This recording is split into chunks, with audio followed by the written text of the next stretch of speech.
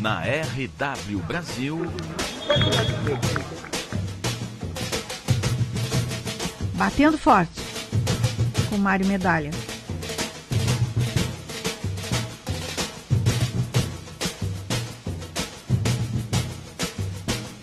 Bem, já estamos por aqui. Este é o nosso Batendo Forte com o Mário Medalha, que já está com a gente. Vamos trazer o homem aqui para o nosso lado. Alô, Medalha, tudo bem?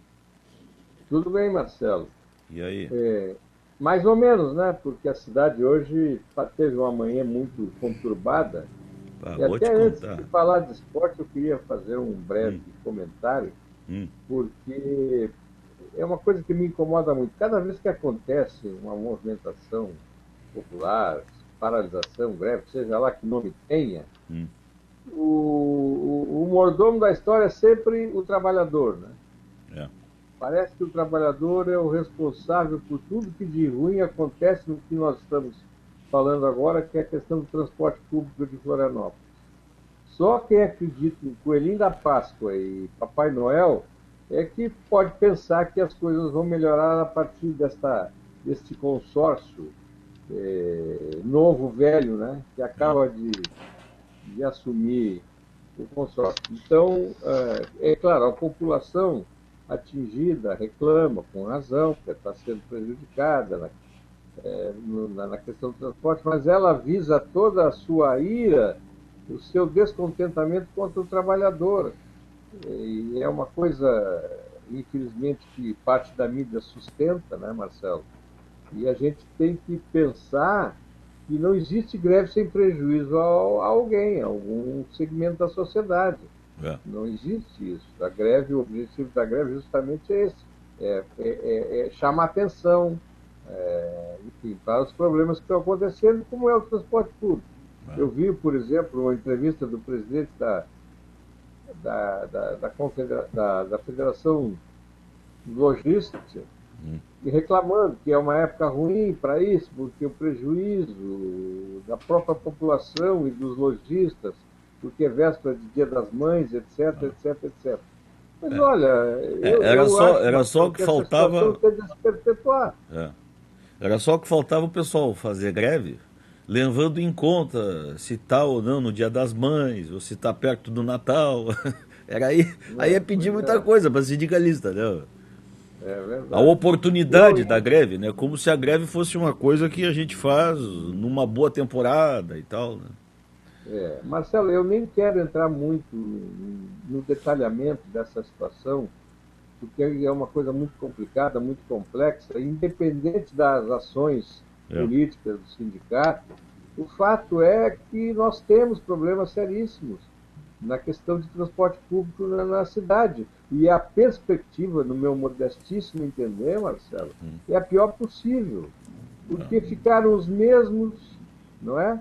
Sob alegações mais absurdas, e a prefeitura se faz de Pilatos, fica lavando as mãos e não toma atitude nenhuma, não faz uma ação mais concreta, pelo contrário, até se volta sempre contra o trabalhador, responsabilizando o trabalhador por essa situação de caos que está estabelecida na cidade desde que eu me conheço por gente. Agora, o Medalha, só para a gente encerrar então essa etapa aqui, mas lembrando o seguinte, eu tenho dito desde anteontem, eu estou falando disso aqui na RW Brasil, na Guarujá, que é o seguinte, este assunto que está sendo trazido aí, nesta paralisação, que é a possibilidade de demissão de cobradores, isto é um assunto, do ponto de vista legal, jurídico, superado. Porque este assunto deveria ter sido discutido amplamente lá atrás, quando a licitação, o texto da licitação foi feito para abrir a concorrência e dar vitória a esse consórcio que está feito aí das empresas. Lá no texto é que devia estar escrito: o serviço prestado deve ter motorista e obrigatoriamente um cobrador em cada ônibus e tal, assim, em tal condições e tal, e não agora. Porque lá no texto, sabe o que está escrito, Medalha? Está escrito que o sistema, em determinado momento, vai demitir a metade dos cobradores. Isso está escrito. Ou seja, hoje o vereador Afrânio Bopré estava me explicando que não é exatamente uma demissão da metade. Não, ela vem revestida de um texto muito interessante. Diz assim, ó, não serão feitas demissões, mas se um cobrador resolver pedir demissão, esta vaga que ele deixou não será substituída por ninguém. Ela será fechada. Então tu imagina, né? É óbvio que em qualquer categoria profissional existe rotatividade, né? O sujeito sai, deixa de ser cobrador para ser garçom, para, sei lá, para viajar, trocar de cidade, progredir na vida, enfim, o sujeito lá pelas tantas pede demissão. Esta vaga, ao pedir demissão, não será reconduzida, ou seja, ela fecha até o número de metade do número de cobradores, entende? Então, na verdade, o que o prefeito está dizendo e o que os empresários estão dizendo é uma meia-verdade, que não vai haver demissão. Não vai haver demissão de funcionários. Agora, quando ele pede demissão, quando ele sai, esta vaga será fechada, né? Então, é uma forma de se reduzir custo. E aí a ideia é o seguinte, né? Não se pode manipular a quantidade de cargos e funções que se tem num sistema apenas levando em conta o custo, né? Tem que se levar em consideração a importância desse funcionário também, desta função, né? Eu já vi gente me dizer ontem que muitos casos de roubo, assalto e estupro dentro de um ônibus, muitas vezes foi afastada este risco aí por conta da presença de um cobrador que inibiu o sujeito marginal, sei lá quem for, estivesse pensando em fazer alguma coisa desse tipo, né? E o cobrador tem um companheiro de trabalho ali, ele não está sozinho no ônibus, né? Além de outras tantas coisas que o cobrador faz dentro do ônibus, né? Enfim, é uma discussão longa, como tu disseste, né?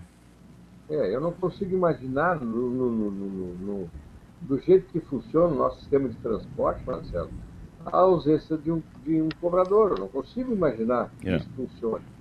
E outra coisa, a hora que eu ver ou ouvir o empresário falar assim meia-verdade, a hora que eu ouvir o empresário falando a verdade inteira ou a verdade, eu mudei de país. Não estou mais no Brasil, não estou mais morando em Florianópolis. É que cada um fala a sua verdade também, né?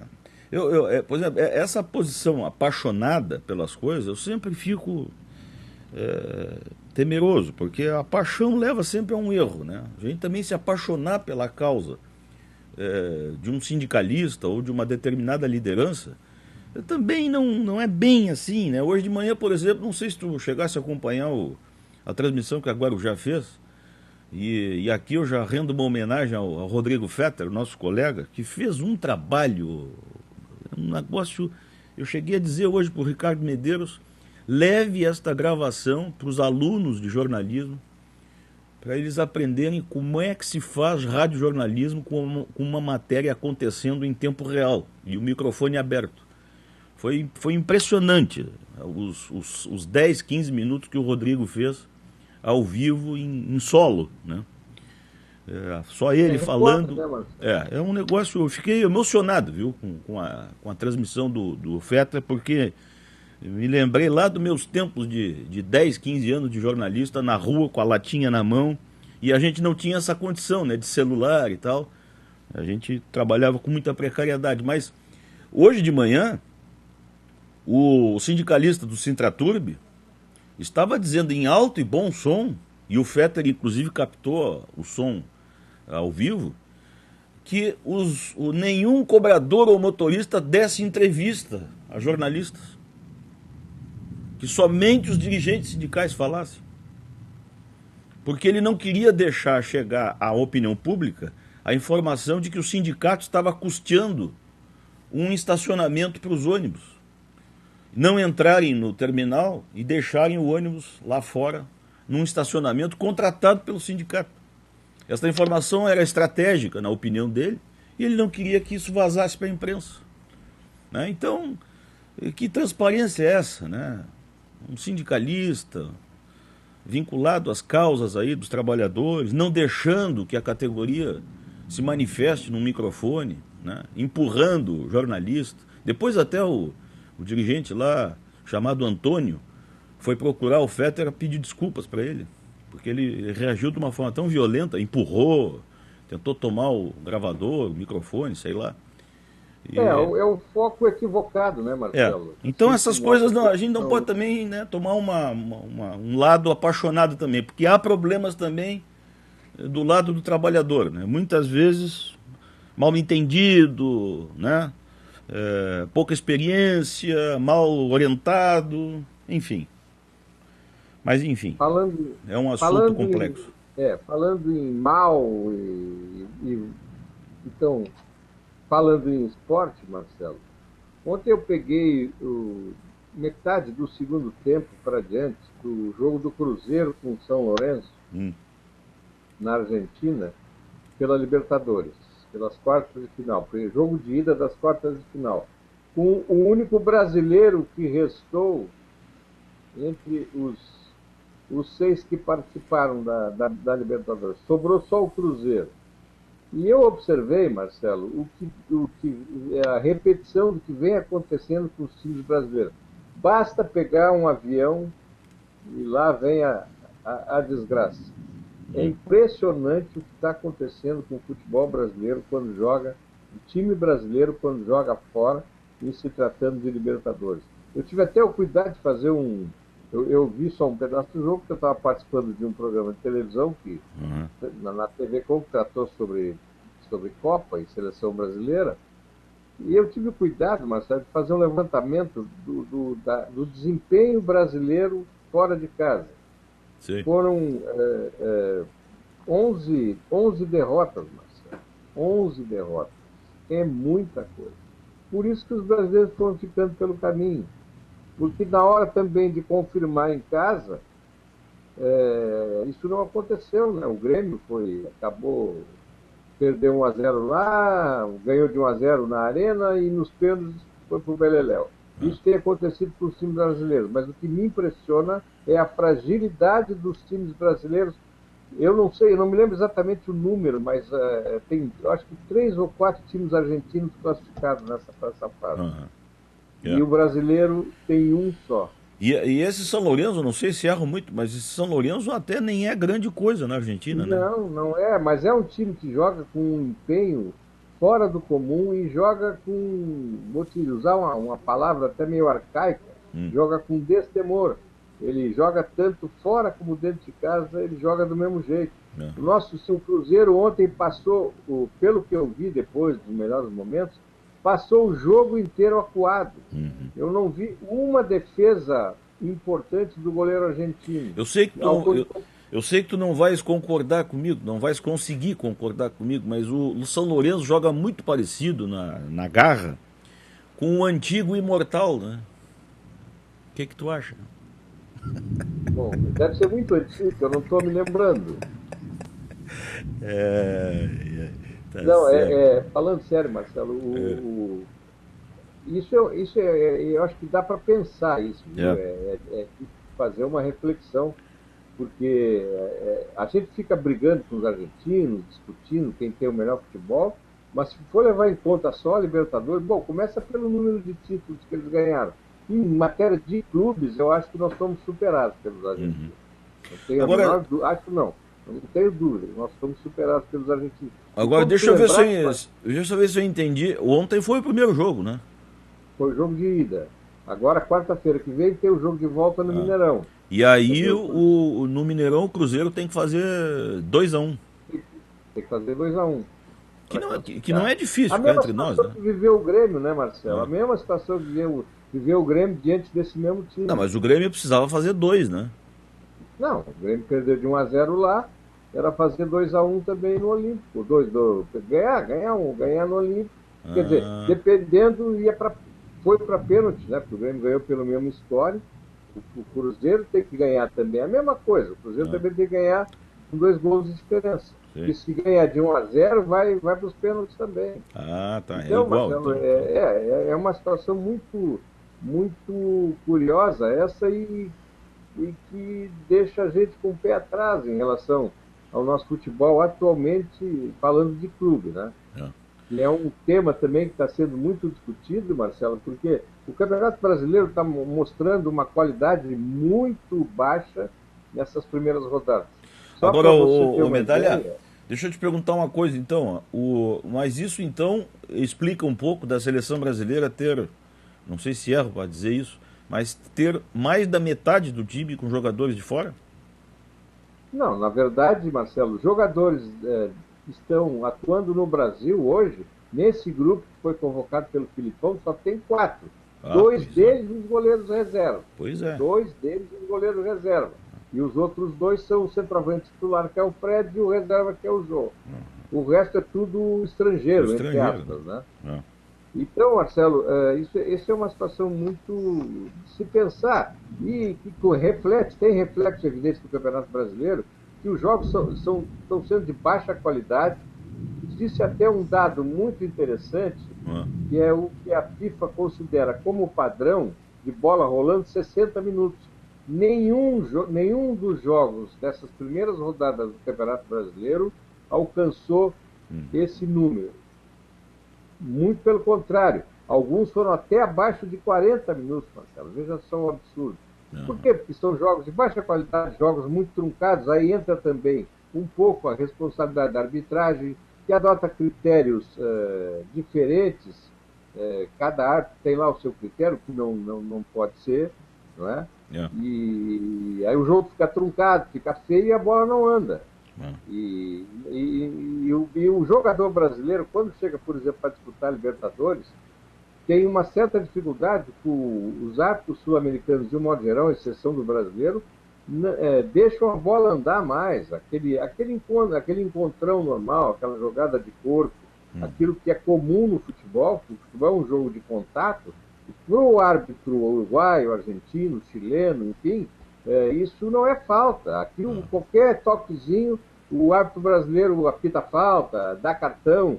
E outra coisa também que ajuda o jogo ficar muito chato. O árbitro brasileiro está discutindo muito com o jogador, está aceitando. Ele ouve, Marcelo, barbaridade. Através de leitura labial, a gente consegue perceber até o que o árbitro ouve. E não acontece nada.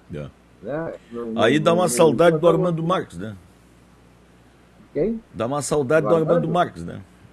Dá saudade. Ele tinha lá os chiliques dele, mas ele levava a coisa melhor, bem melhor. E falando da aldeia, né, Marcelo? Nossos times continuam assustando. Que coisa horrorosa, hein? Pois é, os dois que jogaram ontem, Figueirense, os dois clubes da capital, o Avaí jogou em Arapiraca, perdeu aos 45 minutos do segundo tempo com um gol de pênalti, 3-2. E o Figueirense estava ganhando de 1-0, sofreu a virada 2-1. Mas além disso, o grave é que o futebol que nós estamos jogando é abaixo da crítica.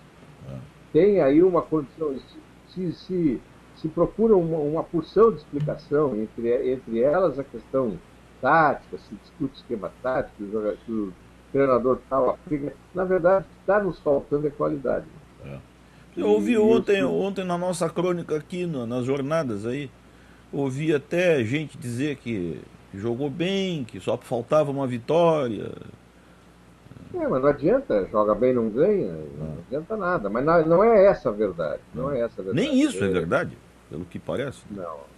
O que eu ouvi depois, né, porque eu também não vi um pedaço do jogo do Figueirense que sair para o programa de televisão, e o primeiro tempo foi uma coisa horrorosa. Bem, ô Medalha, eu não posso deixar de registrar isso. Tá chovendo aí? Aqui está ameaçando desabar o mundo. Não, mas aqui já desabou então o mundo. Então tá vindo para cá. Nossa senhora, mas tá chovendo muito, cara. Bom, eu acho que tu deve ter ouvido aí já o trovão, né? O barulho do cortador de grama foi... Não, o cortador de grama já deve estar longe essa hora. Nós começamos o programa aqui, mas a gente não estava no ar ainda. O jardineiro com barulhão de uma máquina aqui e tal, mas o jardineiro já recolheu faz tempo. Mas está chovendo muito pesado aqui, viu? Você está aí na região do Rio Tavares, né? Rio Tavares Campeche. Então, daqui a pouquinho está por aí essa chuva. Não, aqui já começou a chover, mas não é com muita intensidade, mas o barulho é grande. É. Não, o barulho tá vazando aí, ó. O pessoal que ouvi bem aí tá. Os 128 kbps da RW Brasil aí tá mostrando aí a chuva. Então é isso, Marcelo. A gente falando, eu queria falar melhor do futebol brasileiro, do nosso futebol aqui, que está se vangloriando, que tem 3 times na Série A, 2 na Série B, mais um na Série C, um na D, mas não adianta. Nós temos que melhorar a qualidade, porque senão o que vai acontecer? A gente vai fazer o famoso bate-volta. Subiu num ano, desceu no outro.